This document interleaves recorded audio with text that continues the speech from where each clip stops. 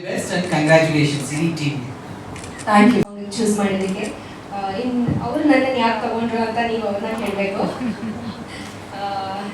And Chaitanya sir ಜೊತೆ ಕೆಲಸ ಮಾಡೋದಕ್ಕೆ ಭಾಳ ಖುಷಿ, ಯಾಕಂದರೆ ಅವರ ಆ ದಿನಗಳು ಸಿನಿಮಾದಿಂದ ನನ್ನ ಫ್ಯಾನು. ಆ್ಯಂಡ್ ಅವರ ಸಿನಿಮಾಗಳ ಜಾನರ್ ಚೆನ್ನಾಗಿರುತ್ತೆ. ಆ್ಯಂಡ್ ಇದು ಬಲರಾಮನ ದಿನಗಳು ಅದೇ ಫ್ಲೇವರ್ ತಗೊಂಡೋಗುತ್ತೆ. ಸೊ ಖುಷಿಯಾಗುತ್ತೆ ಸರ್ ನಿಮ್ಮ ಜೊತೆ ವರ್ಕ್ ಮಾಡಿದ್ದಕ್ಕೆ. ಆ್ಯಂಡ್ ಜಾಸ್ತಿ ಸ್ಪೇಸ್ ಸಿಕ್ಕಿಲ್ಲ ನಿಮ್ಮ ಜೊತೆ ಕೆಲಸ ಮಾಡೋದಕ್ಕೆ, ಬಟ್ ಒಂದು ಸಾಂಗ್ ಮೂಲಕ ಕೆಲಸ ಮಾಡಿರೋದು ಖುಷಿ. ದೆನ್ ವೇಣು ಸರ್ ಬಂದಿಲ್ಲ, ತುಂಬ ಚೆನ್ನಾಗಿ ಕಾಣಿಸ್ತಾ ಇದ್ದೀನಿ. ಆ ಕ್ರೆಡಿಟ್ಸ್ ಅವರಿಗೆ ಹೋಗಬೇಕು. ತಾರಾ ಮ್ಯಾಮ್ ಬಂದಿದ್ದಾರೆ, ತಾರಾ ಮ್ಯಾಮ್ ಖಂಡಿತ ತಿಳಿಸಿ. ನಮ್ಮ Padmavati production, thank you so much ನನ್ನನ್ನು ಚೂಸ್ ಮಾಡಿ ನನಗೆ ಯಾವುದೇ ಥರ ಅನ್ಕಂಫರ್ಟಬಲ್ ಆಗದೆ ಇರೋ ಥರ ತುಂಬ ಚೆನ್ನಾಗಿ ನೋಡ್ಕೊಂಡಿದ್ದೀರಾ. 2 ದಿನ ಸಾಂಗ್ ಶೂಟ್ ಮಾಡಿದ್ದೀವಿ. ಆ 2 ದಿನದಲ್ಲೂ ನನಗೆ ನಿಮ್ಮ ಮಗಳು ಥರ ಟ್ರೀಟ್ ಮಾಡಿ, ನನಗೆ ಯಾವುದಾದ್ರೂ ಅನ್ಕಂಫರ್ಟಬಲ್ ಶಾರ್ಟ್ ಏನಾದರೂ ಇದ್ದರೆ ಅದಕ್ಕೆ ಆರಾಮಾಗಿ ಮಾಡು ಅಂತ ಹೇಳಿ. ಆ್ಯಂಡ್ ಆ ಕಂಫರ್ಟಬಲ್ ಕೊಟ್ಟಿದ್ದಕ್ಕೆ ಥ್ಯಾಂಕ್ ಯು ಶ್ರೇಯಸ್ ಬ್ರೋ. ಎಲ್ಲ ಪ್ರಪಂಚನೇ ಮರೆಯಲ್ಲ. ಇಲ್ಲ ನೀನು ಕಪ್ಪು ಕನಕ ಹಾಕೊಂಡು ಸರ್ ಗೊತ್ತಾಗ್ಲಿ ಅಂತ ಅಲ್ಲೇ ಮಾತ್ರ ಇದೆ. ಕೊರಿಯೋಗ್ರಫಿ ಅನ್ನೋ ಪಾರ್ಟ್ ಬಂದ್ರೆ ಎಲ್ಲ ನನಗೆ ಪ್ರಪಂಚ ಮರ್ತೋಗ್ಬಿಡುತ್ತೆ. ಬರೀ ಸಾಂಗ್ ಕೊಟ್ಟಾಗ ಮಾತ್ರ ಜ್ಞಾಪಕ ಇಟ್ಕೊಂತಾರೆ. 1-2 ಮೀಟಿಂಗು ಶೂಟಿಂಗು ಮೇಡಮ್ ಎಲ್ಲ ಆಫೀಸರ್ ಆಗುತ್ತೆ. ಹೊಸಲ್ಲ ಮೇಡಮ್, ನಾನು ಎಷ್ಟೊಂದು ಸ್ಟೇಜ್ ಇದ್ದೀನಿ. ಇದು 2ನೇ ಸಲ 3ನೇ ಸಲ ಇಲ್ಲಿ ಬರೋಈಗ ಇದು ಯೂಸ್ ಟು ಇಟ್, ನಮ್ಗೆ ಅಭ್ಯಾಸ ಆಗ್ಬಿಟ್ಟಿದೆ. ನೋಡಿ ಬಟ್ ತುಂಬಾ ಚೆನ್ನಾಗಿ ಕಾಣಿಸ್ತಾ ಇದೆ. ಇದರಲ್ಲಿ ಇವ್ರು ಹೇಳಿದ್ರು ಇಬ್ರು ಕಾರಣ ಅಂತ, ಒಂದು ಏನೋ ಕೊರಿಯೋಗ್ರಫಿ ಮತ್ತೆ ಒಂದಿದ್ದವ್ರು ಏನೋ ಇಬ್ರು ತುಂಬಾ ಚೆನ್ನಾಗಿ ಕಾಣಿಸ್ತಾ ಇದೆ ಅಂತ ಹೇಳಿದ್ರು. ಅದಕ್ಕಿಂತ ಚೆನ್ನಾಗಿ 3 ಜನ ಕಾರಣ ಅಂತ ಅನ್ಕೋತೀನಿ. ಮೇಜರ್ ಆಗಿ ನಮ್ಮ ವೇಣು ಸರ್, ಅವರು ಅಷ್ಟು ಬ್ಯೂಟಿಫುಲ್ ಆಗಿ ಅದನ್ನ ಕ್ಯಾಪ್ಚರ್ ಮಾಡ್ಕೊಟ್ಟಿದ್ದಾರೆ. ಸರ್ ಬಂದಿಲ್ಲ, ಎಲ್ಲ ಡಿಲೇ ಆಗ್ಬೋದು. ತುಂಬಾ ಥ್ಯಾಂಕ್ ಯು ವೇಣು ಸರ್. ತುಂಬಾ ಚೆನ್ನಾಗಿ, ತುಂಬಾ ಕೋಆಪರೇಟಿವ್ ಆಗಿ, ತುಂಬಾ ನೀಟಾಗಿ ಅಚ್ಚುಕಟ್ಟಾಗಿ ಶೂಟ್ ಮಾಡ್ಕೊಂಡಿದ್ದಾರೆ. ಆ್ಯಂಡ್ ಚೈತನ್ಯ ಸರ್ ಜೊತೆ ಎಕ್ಸ್ಪೀರಿಯನ್ಸ್ ಏನಂದ್ರೆ, ನಾನು ಯೂಶಲಿ ಕೆಲಸ ಮಾಡಿದ್ದೀನಿ, ಡೈರೆಕ್ಟರ್ಗಳು ತುಂಬಾ ಅರಿಬರಿ ಟೆನ್ಷನ್ ಹಂಗಿರ್ತಾರೆ. ಅವ್ರು ತುಂಬಾ ಗಾವಾಗಿರ್ತಾರೆ. ಏನ್ ಬೇಕು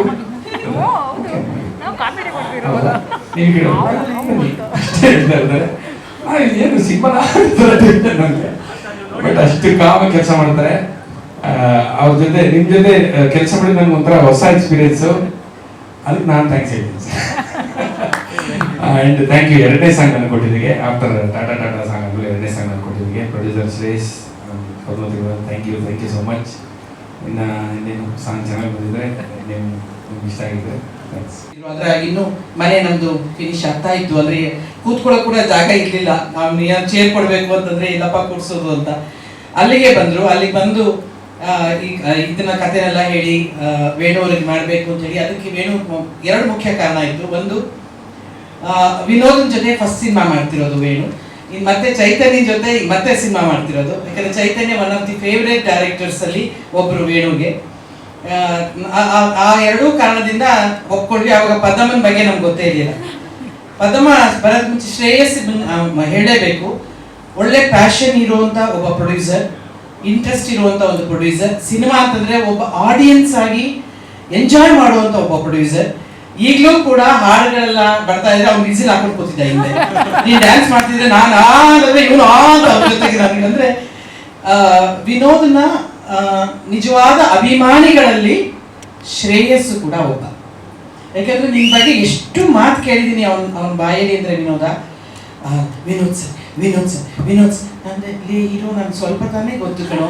ಅವ್ರ ಅಪ್ಪಾಜಿ ಜೊತೆ ನಾನು ಆಕ್ಟ್ ಮಾಡಿದ್ದೀನಿ, ಅಷ್ಟು ಬಿಟ್ರೆ ವಿನೋದನ್ ಜೊತೆ ನಾನು ಯಾವ ಸಿನಿಮಾನು ಆಕ್ಟ್ ಮಾಡಿಲ್ಲ ಇದುವರೆಗೂ. ಬಟ್ ನನಗೆ ವ್ಯಕ್ತಿಗತ ಪರಿಚಯ ಇಲ್ಲ, ಆದ್ರೆ ಆತನ ಬಗ್ಗೆ ನನ್ಗೆ ಗೌರವ ಇದೆ. ಯಾಕಂದ್ರೆ ಒಳ್ಳೆ ಆರ್ಟಿಸ್ಟು, ಒಳ್ಳೆ ಕಲಾವಿದ, ಒಳ್ಳೆ ಮನುಷ್ಯ. ಅದರಿಂದ ನನಗೆ ಅವನ ಬಗ್ಗೆ ಒಳ್ಳೆ ಅಭಿಪ್ರಾಯ ಇದೆ. ಬಟ್ ಇವನಿತ್ರ ನೀನ್ ಬಯೋಡಾಟ ಕೇಳಿ ನನಗೆ ಇನ್ನೂ ಹತ್ರ ಆಗಿದೆ. ಏನೋ ನನಗೆ ತುಂಬಾ ಗೊತ್ತು ವಿನೋದ್ ಪ್ರಭಾಕರ್ ಅನ್ನೋ ತರ. ಶ್ರೇಷ್ಠ ಸತಿ ಹೇಳಿದ್ದ ನಾನು ನಿನ್ ಬಗ್ಗೆ.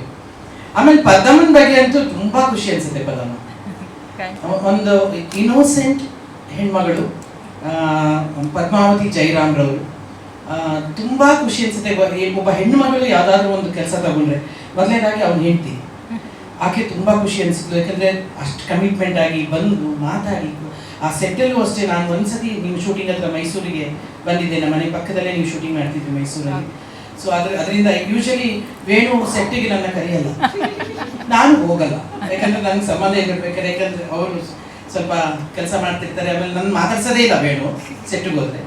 ಸೊ ಅದರಿಂದ ನಾನು ಹೋಗೋದಿಲ್ಲ. ಬಟ್ ಅಲ್ಲಿ ನಮ್ಮನೆ ಪಕ್ಕದಲ್ಲೇ ಇದ್ದಿದ್ದಕ್ಕೆ ನೀವು ಬನ್ನಿ ಅಂತ ನೀವು ಕರೆದಿದ್ದಕ್ಕೆ ಹೋಗಿ ಬಂದೆ. ಅಲ್ಲಿ ಇವನ ಹೆಂಡತಿ ಎಷ್ಟು ಲವಲವಿಕೆಯಿಂದ ಓಡಾಡ್ಕೊಂಡಿರೋದು.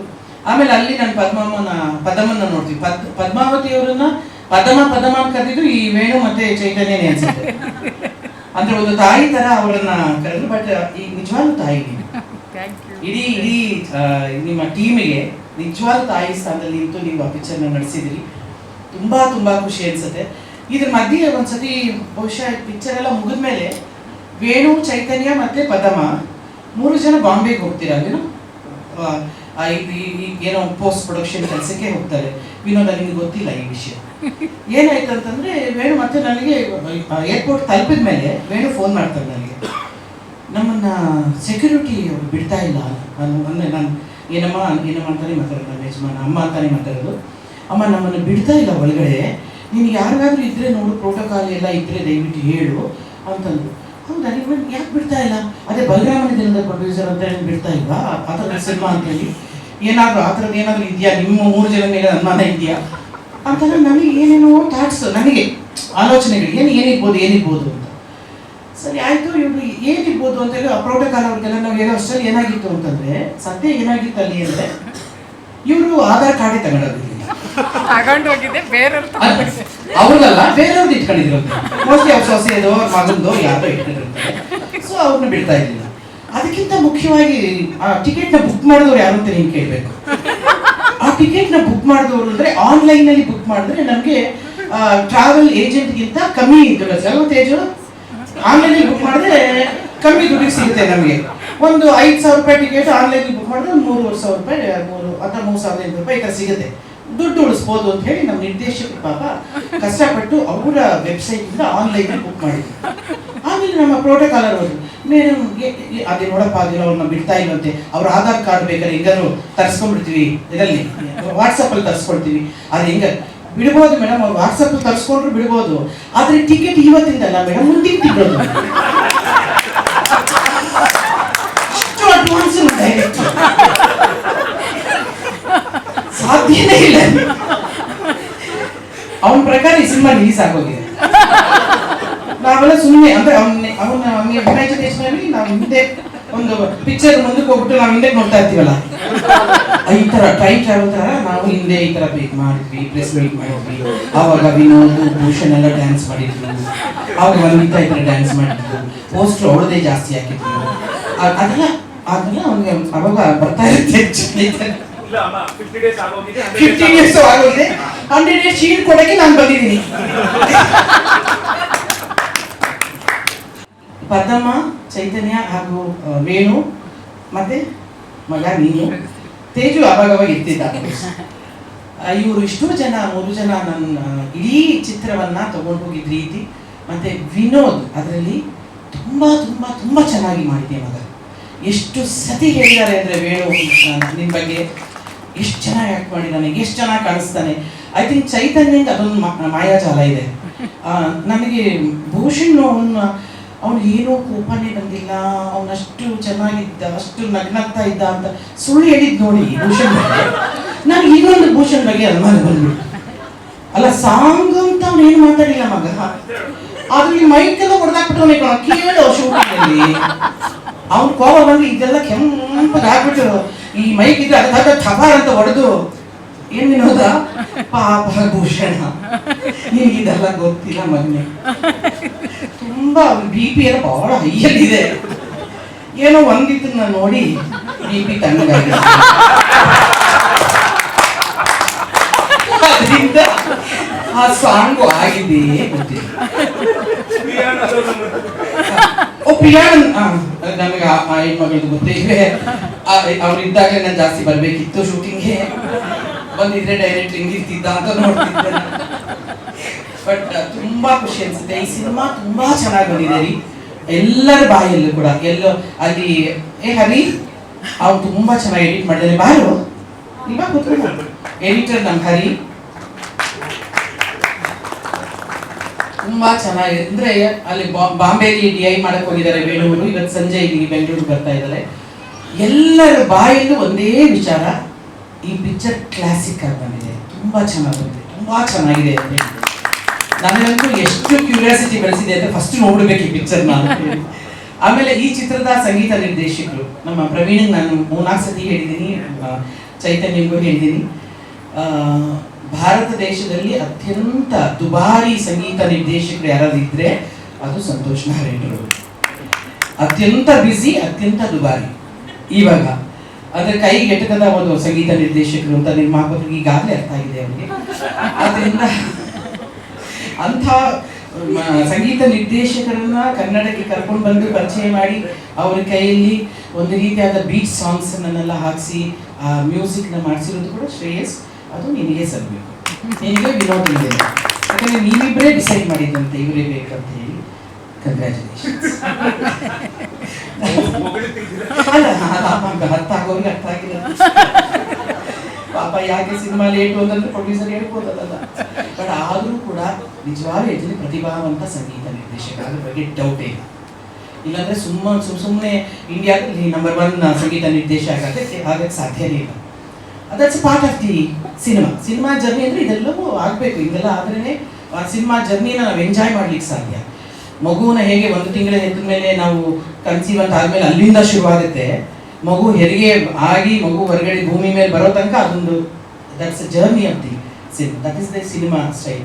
ಆಮೇಲೆ ತುಂಬಾ ಥ್ಯಾಂಕ್ಸ್. ಅದಕ್ಕೆ ಅವರು ಸಂತೋಷ್ ನಾರಾಯಣ್ ಅಂತ ಒಬ್ಬ ಸಂಗೀತ ನಿರ್ದೇಶಕರು ವೇಣು ಬಗ್ಗೆ ತುಂಬಾ ಅತ್ಯಂತ ಮೆಚ್ಚಿಕೊಂಡು ಮಾತನಾಡಿದ್ದು, ಮತ್ತೆ ಅವರ ಶ್ರೀಮತಿ ಮೀನಾಕ್ಷಿರವರು ಕೂಡ ತುಂಬಾ ಮೆಚ್ಚಿಕೊಂಡು ಮಾತಾಡಿದ್ದು. ನಾನು ಸಂಗೀತ ನಿರ್ದೇಶನ ಮಾಡಿದ ಸಿನಿಮಾಗಳಲ್ಲಿ ಕೆಲವೇ ಸಿನಿಮಾಗಳು ನನ್ನ ಹೃದಯಕ್ಕೆ ಮನಸ್ಸಿಗೆ ಹತ್ತಿರವಾಗಿರೋದು, ಕ್ಲಾಸಿಕ್ ಅನಿಸೋದು.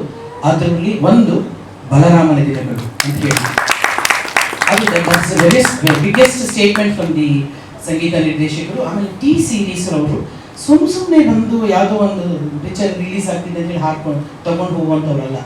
ಅಂಥವ್ರು ಬಂದು ಈ ಸಿನಿಮಾಕ್ಕೆ ರೈಟ್ಸ್ ತಗೊಂಡು ಹೋಗಿದ್ದಾರೆ, ಮ್ಯೂಸಿಕ್ ರೈಟ್ಸ್ ಅಂತಂದ್ರೆ again Paddamma, it's a great strength ನಿಮಗೆ. ಆಮೇಲೆ ಇಡೀ ಕಲಾವಿದರ ತಂಡ ತುಂಬಾ ಚೆನ್ನಾಗಿ ಮಾಡಿದ್ದಾರೆ. ಅದರಲ್ಲಿ ಮೊದಲಿಗ ಅಫ್ಕೋರ್ಸ್ ನಾಯಕ ವಿನೋದ್, ಅದಾದಮೇಲೆ ನಮ್ಮ ವಿನಯ ಆಗಲಿ, ಪ್ರಿಯಾನಂದ ಅವರಾಗಲಿ, ಅಥವಾ ಆ ದಿನಗಳಲ್ಲೂ ಮಾಡಿದ್ದ ಎಲ್ಲ ಕ್ಯಾರೆಕ್ಟರ್ಗಳಾಗಲಿ, ಇವರೆಲ್ಲರೂ ಕೂಡ ಒಂದು ಔಟ್ಸ್ಟ್ಯಾಂಡಿಂಗ್ ಅಲ್ಲಿ ಬಂದು ನಿಂತ್ಕೊಳ್ತಾರೆ. ಆಮೇಲೆ ನಾನು ವಂದಿತನ ಬಗ್ಗೆ ಹೇಳಬೇಕು, ನನ್ನ ಜೊತೆ ಆ ಹುಡುಗಿ ಲಕ್ಷ್ಮೀಪುತ್ರದಲ್ಲಿ ಬಹಳ ಗ್ಲಾಮರಸ್ ರೋಲಲ್ಲಿ ಪಾತ್ರ ಮಾಡಿದ್ದು. ಈ ಹುಡುಗಿ ಡ್ರೆಸ್ ಈಗ ಹಾಕೊಂಡು ಬಂದಾಗ ರಿಯಲಿ ಎಷ್ಟು ಚೆನ್ನಾಗಿ ಕಾಣಿಸ್ತೀಯ ನೀವು. ಅದರಲ್ಲಿ ಅವಳನ್ನು ಗ್ಲಾಮರಸ್ ನೋಡಿ ನನಗೆ ಅದೊಂಥರ ರೂಢಿ ಆಗ್ಬಿಟ್ಟಿತ್ತು. ಅದರಲ್ಲೂ ತುಂಬಾ ಮುದ್ದಾಗಿ ಪಾತ್ರ ಮಾಡಿದ್ದಾಳೆ. ಇದು ತುಂಬಾ ಚೆನ್ನಾಗಿ ಡ್ಯಾನ್ಸ್ ಮಾಡಿದೆಯಮ್ಮ. ಭೂಷಣ್, ಒಂದು ಸೆಕೆಂಡ್, ಇವರೇ ವಂಡರ್ಫುಲ್ ಡ್ಯಾನ್ಸ್ ಡೈರೆಕ್ಟರ್. ಯಾವತ್ತೂ ಸಿನಿಮಾ ಅನ್ನೋದು ಒಬ್ಬ ಲೈಟ್ ಮ್ಯಾನ್ ಇಂದ ಹಿಡಿದು ಎಲ್ಲರೂ ಬೇಕು ಮಗನೇ, ನನಗೆ ಮರ್ತೋಗ್ತಾರೆ, ನನಗೆ ಇದು ಮಾಡ್ತಾರೆ ಖಂಡಿತ ಇಲ್ಲ. ಸಿನಿಮಾ ಯಾರನ್ನೂ ತರೋದಿಲ್ಲ, ಯಾಕಂದ್ರೆ ಎಲ್ಲರೂ ನಿಲ್ತಾರೆ, ಅವ್ರವ್ರ ಕೆಲಸದಲ್ಲಿ ಅವ್ರು ನಿಲ್ತಾರೆ. ಇಷ್ಟು ಚೆನ್ನಾಗಿ ಮಾಡಿದ್ಯಾ ಇದು ಸಾಂಗ್, ಇದು ತುಂಬ ಖುಷಿ ಅನ್ಸುತ್ತೆ. And all the best. ಈ ಪಿಕ್ಚರು ಇದೇ ತಿಂಗಳು 26ನೇ ತಾರೀಕು ರಿಲೀಸ್ ಆಗ್ತಿದೆ, ಜೂನ್. ಎಲ್ಲರೂ ನೋಡಿ ಈ ಪಿಕ್ಚರನ್ನು. ಖಂಡಿತವಾಗ್ಲೂ ಇದು ದೊಡ್ಡ ಚರಿತ್ರೆ ಸೃಷ್ಟಿ ಮಾಡೋದ್ರಲ್ಲಿ ಸಂದೇಹನೇ ಇಲ್ಲ. ಈ ನಮ್ಮ ಚೈತನ್ಯ, ನೀನು ನೆಕ್ಸ್ಟ್ ಪಿಕ್ಚರ್ ಮಾಡೋದಂತ 100 ಡೇಸ್ ಫಂಕ್ಷನ್ ಎಲ್ಲ ಮಾಡೋಣ, ಇದೇ ವರ್ಷ ಮಾಡೋಣ. 100 ಡೇಸ್ ಫಂಕ್ಷನ್ ಎಲ್ಲ ಮಾಡಿ ಮತ್ತೆ ಅವ್ರನ್ನ ನೆಕ್ಸ್ಟ್ ಪಿಕ್ಚರ್ಗೆ ಕೊಂಡೋಗೋಣ. But all the best and congratulations ಇಡೀ ಟೀಮ್ಗೆ. We love you ಪದಮ್ಮ.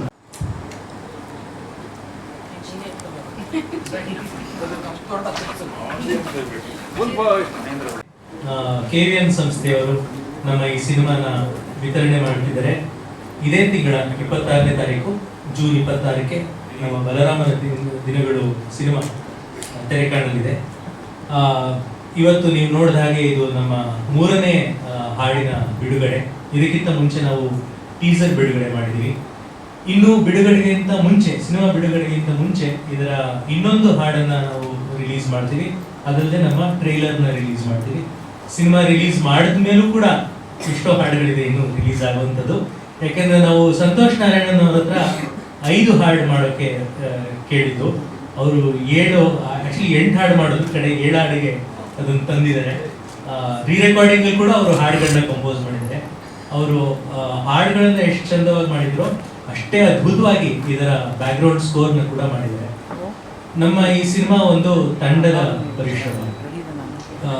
ಮುಂಚೆನೆ ಹೇಳಿದಾಗೆ ಈ ಸಿನಿಮಾ ಆದಿನಗಳು ತರ ಮಾಡಬೇಕು, ಇದನ್ನ ವಿನೋದ್ ಪ್ರಭಾಕರ್ ಅವ್ರಿಗಾಗಿ ಮಾಡಬೇಕು ಅಂತ ನನಗೆ ಮೊದಲು ಬಂದಿದ್ದು ಶ್ರೇಯಸ್ ಅವರು, ನಮ್ಮ ನಿರ್ಮಾಪಕರು. ಶ್ರೇಯಸ್ ಮತ್ತೆ ಪದ್ಮಾವತಿ ಮೇಡಮ್ ಇಬ್ರು ಇದನ್ನ ಬಹಳ ಅದ್ದೂರಿಯಾಗಿ ಮಾಡಬೇಕು, ಒಂದು ದೊಡ್ಡ ಕನ್ನಡ ಆಡಿಯನ್ಸ್ ನೆನ್ಸ್ಕೊಳ್ಳುವಂತ ಒಂದು ಸಿನಿಮಾ ಮಾಡಬೇಕು ಅಂತ ಬಂದ್ರು. ಅದರಿಂದ ಅವರು ಆಶೀಶ್ ವಿದ್ಯಾರ್ಥಿ, ಅತುಲ್ ಕುಲಕರ್ಣಿ ಅಂತ ದೊಡ್ಡ ಆಕ್ಟರ್ಸ್ ನ ಕರ್ಕೊಂಡ್ಬಂದ್ರು, ಸಂತೋಷ್ ನಾರಾಯಣ ಅಂತ ದೊಡ್ಡ ಮ್ಯೂಸಿಕ್ ಡೈರೆಕ್ಟರ್ ನ ಕರ್ಕೊಂಡ್ಬಂದ್ರು. ಬಹಳ ಪ್ರೊಡಕ್ಷನ್ ವ್ಯಾಲ್ಯೂಸ್ ಬಹಳ ಮಹತ್ವಾಕಾಂಕ್ಷೆ ಇರುವಂತ ಸಿನಿಮಾ ಇದು. ಈ ಸಿನಿಮಾದಲ್ಲಿ ನನಗೆ ಜೊತೆಗೆ ವರ್ಕ್ ಮಾಡೋಕ್ಕೆ ವಿನೋದ್ ಪ್ರಭಾಕರ್ ಅವ್ರ ಜೊತೆ ಕೆಲಸ ಮಾಡುವಂತ ಅವಕಾಶ ಸಿಕ್ಕಿದ್ದು ನನ್ನ ಸೌಭಾಗ್ಯ. Is one of the best actors I work with, power house of a talent. ಅವ್ರಿಗೆ ಎಷ್ಟು ವರ್ಸಟೈಲ್ ಅಂದ್ರೆ ಇಂಥ ಪಾತ್ರ ಮಾಡೋಕ್ಕಾಗಲ್ಲ ಅಂತ ಹೇಳಕ್ಕಾಗಲ್ಲ, ಅವ್ರು ಎಲ್ಲಾ ತರದ ಪಾತ್ರನೂ ನಿಭಾಯಿಸಬಲ್ಲ ಅಂತ ಅದ್ಭುತವಾದ ನಟ. ಇವ್ರ ಬಗ್ಗೆ ಅನೇಕ ಇಂಟರ್ವ್ಯೂಗಳಲ್ಲಿ ಹೇಳಿದ್ದೀನಿ, ಆದ್ರೆ ಅದರಿಂದ ಇನ್ನು ಹೆಚ್ಚು ಹೇಳಕ್ಕೆ ಹೋಗೋದಿಲ್ಲ.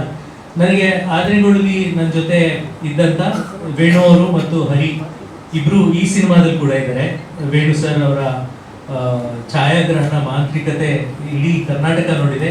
ಈ ಸಿನಿಮಾದಲ್ಲಿ ಅದು ಇನ್ನೂ ಹೆಚ್ಚು ಅದರ ಮೆರುಗನ್ನ ನೀವು ಅನುಭವಿಸ್ಬೋದು. ಹರಿ ನನಗೆ ಎಸ್ ಬಿ ಮೈ ಸ್ಟ್ರೆಂತ್. ನನ್ನ ನರೇಷನ್ಗೆ ಯಾವಾಗಲೂ ಬಹಳ ಒಂದು ರೀತಿಯ ತೀಕ್ಷ್ಣತೆ, ಒಂದು ರೀತಿಯ ಶಾರ್ಪ್ನೆಸ್ ತರೋದು ಹರಿ. ಅಂಡ್ ನನ್ನ ಆದಿನಗಳು ಸಿನಿಮಾಗಿಂದ ಇವಾಗಿನ ತನಕ ನನ್ನ ಜೊತೆ ಟ್ರಾವೆಲ್ ಆಗ್ತಾ ಬಂದಿದ್ದಾರೆ. ಜೊತೆಗೆ ವಿಶ್ವಾಸ್ ಕಶ್ಯಪ್, ನಮ್ಮ ಸಿನಿಮಾದ ಆರ್ಟ್ ಡೈರೆಕ್ಟರ್. ಯಾಕಂದ್ರೆ ಒಂದು ಪೀರಿಯಡ್ ಸಿನಿಮಾ ಕಟ್ಟೋದ್ರಲ್ಲಿ ಒಬ್ಬ ಆರ್ಟ್ ಡೈರೆಕ್ಟರ್ನ ಪಾತ್ರ ತುಂಬಾ ದೊಡ್ಡದು.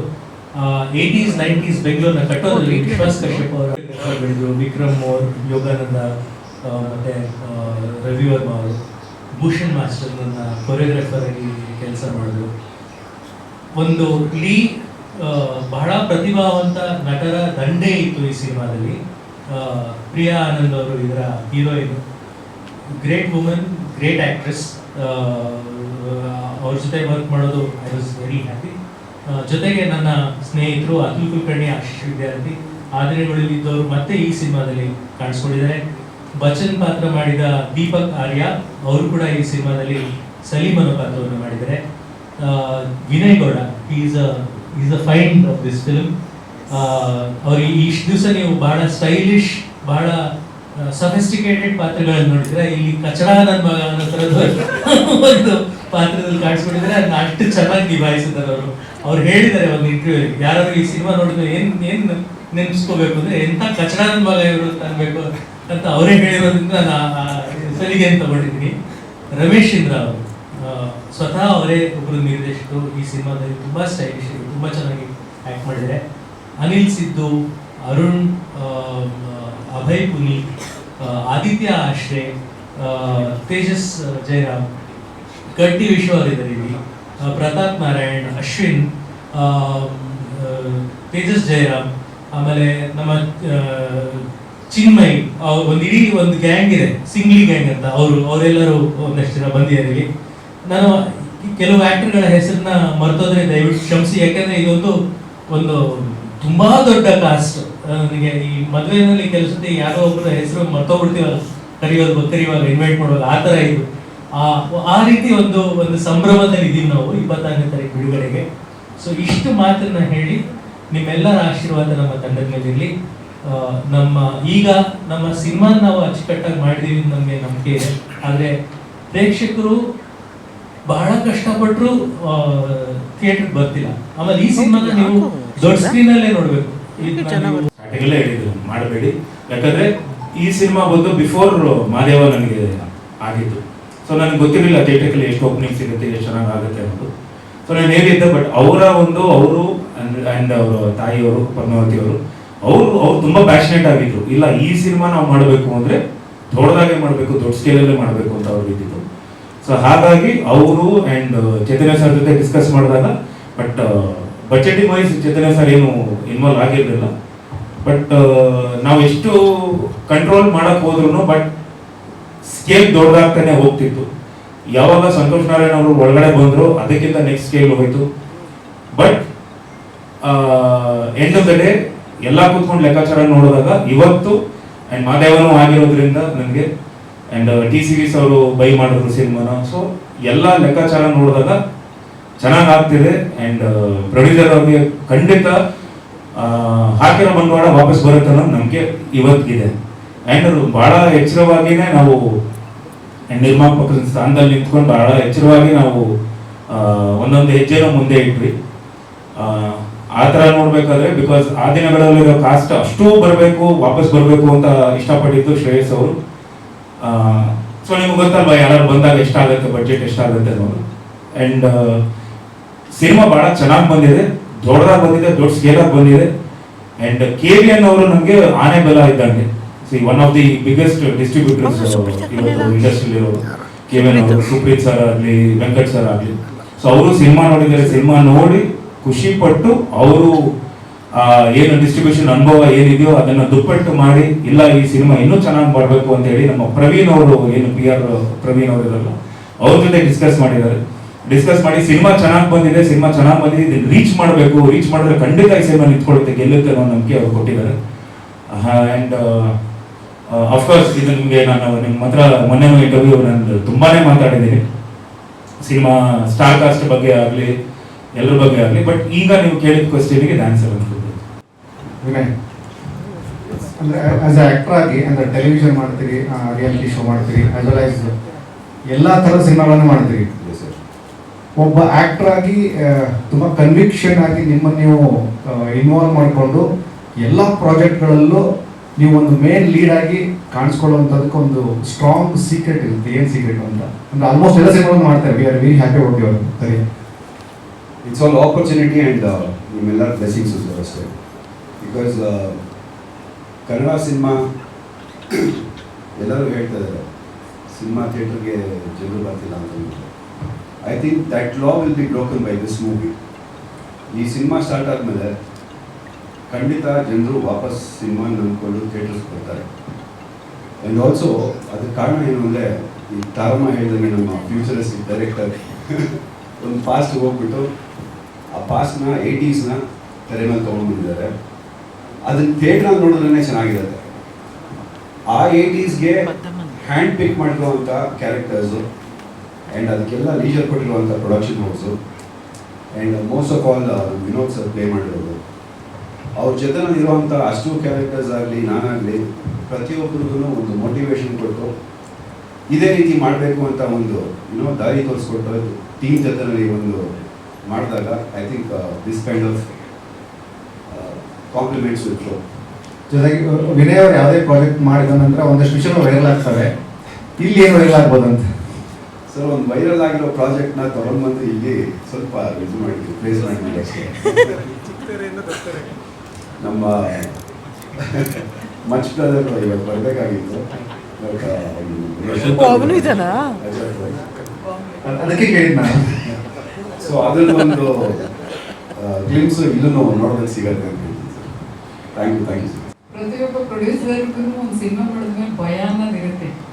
ಖಂಡಿತ ನಾನು ಈ ವೇದಿಕೆ ಮೇಲೆ ಕೂತ್ಕೊಂಡು ಹೇಳ್ತಾ ಇದ್ದೀನಿ, ಆ ಭಯನೇ ಇಲ್ಲ ನನಗೆ. ಯಾಕಿಲ್ಲ ಅಂದರೆ 100% ನನ್ನ ಸಿನಿಮಾ ಗೆಲ್ಲುತ್ತೆ ಅನ್ನೋ ಒಂದು ಭರವಸೆ. ಬಟ್ ಇಂಥ ಆರ್ಟಿಸ್ಟ್ ಜೊತೆ ಕೆಲಸ ಮಾಡಿದ್ದೀನಲ್ಲ ಅನ್ನೋ ಭರವಸೆ, ನಮ್ಮ ಡೈರೆಕ್ಟರ್ಸ್ ಮೇಲೆ ಇರೋಂಥ ಭರವಸೆ, ನನಗೆ ಯಾವುದೇ ರೀತಿ ಭಯ ಇಲ್ಲ. ಇದರಲ್ಲಿ ತುಂಬ ಅಚ್ಚುಕಟ್ಟಾಗಿ ನಿಭಾಯಿಸಿದ್ದೀವಿ. ಬಟ್ ಅದು ನನಗೆ ಖುಷಿ ಇದೆ. ಹೊಸತಿ ಹೇಳ್ದೆ ಅನ್ನಿಸ್ತದೆ ನನಗೆ. ವೇಣು ಸರ್ ಆಗಲಿ, ನಮ್ಮ ಡೈರೆಕ್ಟರ್ ಆಗಲಿ, ನನಗೆ ಹೆಂಗಿತ್ತು ನಮ್ಮ ಜರ್ನಿ ಅಂದರೆ, ನಮ್ಮ ತಾರಮ್ಮ ಹೇಳಿದ್ರು ಒಂದು ಸ್ವಲ್ಪ. ಬಟ್ ತುಂಬ ಹ್ಯಾಪಿ ಸರ್. ತುಂಬ ಜರ್ನಿಲಿ ನಾನು ಇಂಥವ್ರ ಜೊತೆ ನನ್ನ ಮಗನೂ ನಾನು ಟ್ಯಾಕ್ಸ್ ಹೇಳ್ತೀನಿ. ಏಕೆಂದರೆ ಇಂಥವ್ರನ್ನ ಈ ಸಿನಿಮಾ ಕರ್ಕೊಬಂದಲ್ಲ, ಅದು ಹೇಳ್ಕೊಳ್ಳಿಕ್ಕೆ ಸಾಧ್ಯ ಇಲ್ಲ. ಬಟ್ ದೇವರು ನಮಗೆ ಇವ್ರ ಜೊತೆ ಕೆಲಸ ಮಾಡೋಕ್ಕೆ ಅವಕಾಶ ಕೊಟ್ಟಿದ್ದಾನಲ್ಲ, ನಾನು ಹೃದಯಪೂರ್ವಕ ಧನ್ಯವಾದಗಳು ಸರ್ ಅವರಿಗೆ. ಖಂಡಿತ ಇದೆ, ಖಂಡಿತ ಒಂದು ದೊಡ್ಡ ಮಟ್ಟಿಗೆ ಪ್ಲ್ಯಾನ್ ಇದೆ. ಬಟ್ ನಿಮ್ಮೆಲ್ಲರ ಆಶೀರ್ವಾದ, ದೇವರ ಆಶೀರ್ವಾದ, ಅಭಿಮಾನಿಗಳ ಆಶೀರ್ವಾದ ಎಲ್ಲರದ್ದು ಇದ್ದರೆ ಖಂಡಿತ ನಾವು ಒಂದು ದೊಡ್ಡ ಪ್ಲ್ಯಾನ್ ಮಾಡ್ತಾ ಇದ್ದೀವಿ. ಮುಂದಿನ ದಿನಗಳಲ್ಲಿ ಅದನ್ನು ನಾವು ಪ್ರಸ್ತಾಪ ಮಾಡ್ತೀವಿ. ಸರ್, ಆ ಥರ ಇಲ್ಲ. ಅಂದರೆ ನಾವು ಲಾಸ್ಟ್ ಟೈಮು ಹೇಳಿದ್ವಿ, ಓಕೆನಾ, ಎಲ್ಲೋ ಒಂದು ಕಡೆ ಮಿಸ್ಟೇಕ್ ಆಗಿದ್ದು, ಬೇರೆ ಡಿಸ್ಟ್ರಿಬ್ಯೂಟರು ಕರ್ಕೊಂಬಂದಾಗ ಅಲ್ಲಿ ಏನೋ ಒಂದು ಪ್ರಾಬ್ಲಮ್ಗಳಾಗಿ, ಅದಾದ ಮೇಲೆ ಲಾಸ್ಟ್ 1 ವೀಕ್ ಇದ್ದಾಗ ಸಿನಿಮಾನ ಟೇಕ್ ಓವರ್ ಮಾಡ್ತಾರೆ ಬೇರೆ ಡಿಸ್ಟ್ರಿಬ್ಯೂಟರ್ ಬಂದು. ಅಲ್ಲಿಗೆ ಆ 1 ವೀಕ್ ಇದ್ದಾಗ ಅವ್ರಿಗೆ ಟೈಮ್ ಸಾಲಲ್ಲ. ಟೈಮ್ ಸಾಕಾಗದೇ ಇರೋದ್ರಿಂದಾನೆ ಏನಾಗುತ್ತೆ, ಎಲ್ಲಿ ಏನ್ ಥಿಯೇಟರ್ ಸಿಗುತ್ತೆ, ಯಾವ ಥಿಯೇಟರ್ ಸಿಗುತ್ತೆ, ರಿಲೀಸ್ ಆಗಲಿ ಡೇಟ್ ಹಾಕ್ಬಿಟ್ಟಿದೀವಿ ಅಂತ ಹೇಳಿ ರಿಲೀಸ್ ಮಾಡ್ತಾರೆ. ಇಲ್ಲೇನಾಗುತ್ತೆ ಅಂದ್ರೆ ಸಿನಿಮಾದಲ್ಲಿ ಪಳಗಿರೋರು KVN ಅವರು ಬಿಗ್ಗೆಸ್ಟ್ ಪ್ರೊಡ್ಯೂಸರ್ಸ್, ಅವ್ರಿಗೆ ಇನ್ ಅಂಡ್ ಔಟ್ ಎಲ್ಲಾನು ಗೊತ್ತಿದೆ. ಕೆಲವು ಟೈಮಲ್ಲಿ ಥಿಯೇಟರ್ ಓನರ್ಸ್ ಏನ್ ಮಾಡ್ತಾರೆ, ಆಮೇಲೆ ಥಿಯೇಟರ್ ನಿಮ್ಗೆ ಎಕ್ಸಿಬಿಟರ್ಸ್ ಏನಾಗುತ್ತೆ ಅಂದ್ರೆ ನಿಮ್ಗೆ ಟೈಮಿಂಗು ಅದಾದ್ಮೇಲೆ ಹೋಲ್ಡ್ ಇರಲ್ಲ ಹೊಸ ಡಿಸ್ಟ್ರಿಬ್ಯೂಟರ್ಸ್ಗಳಿಗೆ. ಅವ್ರು ಕೇಳಿದ ಟೈಮಿಂಗು ಆಮೇಲೆ ಅವ್ರು ಕೊಟ್ಟಿದ್ದ ಟೈಮಿಂಗ್ ಇವ್ರು ತಗೋಬೇಕು. ಇಲ್ಲಿ ಏನಾಗುತ್ತೆ, KVN ಅವ್ರು ಮಾತಾಡಿದಾಗ ಅವರ ಹೋಲ್ಡ್ ಇರುತ್ತೆ, ಅವ್ರ ಹೋಲ್ಡ್ ನಮಗೂ ಇರುತ್ತೆ, ನಮ್ಮ ಸಿನಿಮಾ ಮೇಲೆ ಇರುತ್ತೆ. ಹೊಸ ಡಿಸ್ಟ್ರಿಬ್ಯೂಟರ್ಸ್ಗೆ ಆ ಹೋಲ್ಡ್ ಇರಲ್ಲ ಅಂತ ನಾನು ಹೇಳ್ತಿದ್ದೀನಿ. ಎಷ್ಟೊಂದ್ಸಲ ನೀವು ಕೇಳಿದಾಗ ಎಕ್ಸಿಬಿಟರ್ಸ್ ಏನ್ ಮಾಡ್ತಾರೆ ಅಂದ್ರೆ ಯಾವ್ದೋ ಓಡ್ತಾ ಇರೋ ಸಿನಿಮಾನೋ ಬೇಡಪ್ಪ ನಮ್ಗೆ ಬೇರೆ ಸಿನಿಮಾ ಬರ್ತಿದೆ ಅಂದಾಗ ನಿಮ್ಗೆ ಗೊತ್ತಿರುತ್ತೆ ಅದೆಲ್ಲ ಏನೋ ಗೊತ್ತಿರುತ್ತೆ, ಎಷ್ಟು ರೆಂಟ್ ಬರುತ್ತೆ. ಹಿಂದಿ ಸಿನಿಮಾ ಹೊರಗಡೆಯಿಂದ ಬಂದಾಗ ಅವರು ಎಷ್ಟು ಪ್ರಯೋರ್ ಆಗಿ ಬೇರೆ ಸಿನಿಮಾಗಳನ್ನ ಬುಕ್ ಮಾಡ್ಕೊಂತಾರೆ ಅನ್ನೋದು ಶೋ ನಮ್ಗೆ ಕನ್ನಡ ಕೊಡಲ್ಲ, ಓಕೆನಾ? ಹಿಂದಿ ಕೊಡ್ತಾರೆ, ಬೇರೆ ಲ್ಯಾಂಗ್ವೇಜ್ ಕೊಡ್ತಾರೆ. ಯಾಕೆ ಕೊಡ್ತಾರೆ ನಿಮಗೂ ಗೊತ್ತಿದೆ. ನಮಗೆ ನಮ್ಮ ಸಿನಿಮಾ ಇದು ನಮ್ಮ ಜಾಗದಲ್ಲೇ ನಮ್ಮ ಸಿನಿಮಾಗಳು ನಮ್ಮ ಸಿನಿಮಾ ಓಡ್ಲಿ ಬಿಡಿ, ನಮ್ಮ ಸಿನಿಮಾ ಮೇಲೆ ನಂಬಿಕೆ ಇರೋದಕ್ಕೆ ನಾವು ಓಡ್ಲಿ ಬಿಡಿ ಅಂತ ನಂಬಿಡ್ತೀವಿ. ಅಲ್ಲಿ ಆಕ್ಚುಲಿ ಅದು ಬೇರೆನೇ ಇದೆ, ನಿಮಗೆ ಅಂಡರ್ ಕರೆಂಟ್ ಅಲ್ಲಿ ಬೇರೆ ಬಿಸ್ನೆಸ್ ಅದು ಹೆಂಗಾಗುತ್ತೆ, ಎಲ್ಲಿ ಹೊಸ ಡಿಸ್ಟ್ರಿಬ್ಯೂಟರ್ ಹತ್ರ ಹೋದಾಗ ನಿಮ್ಗೆ ಕಷ್ಟ ಆಗುತ್ತೆ. ಥಿಯೇಟರ್ ಎಕ್ಸಿಬಿಟರ್ಸ್ಗಳು ಕರೆಕ್ಟ್ ಟೈಮಿಂಗ್ ಕೊಡಲ್ಲ ನಿಮಗೆ. ಇಲ್ಲಿ ನಮಗೆ KVN ಅವ್ರದ್ದು ಪ್ರಾಬ್ಲಮೇ ಆಗಲ್ಲ. ಸೊ ಅದು ಆನ್ಸರ್. ಲಾಕ್ ಓಪನ್ ಮಾಡಿದ್ರೆ ನಿಮ್ಗೆ ಕೊಡ್ತೇವೆ.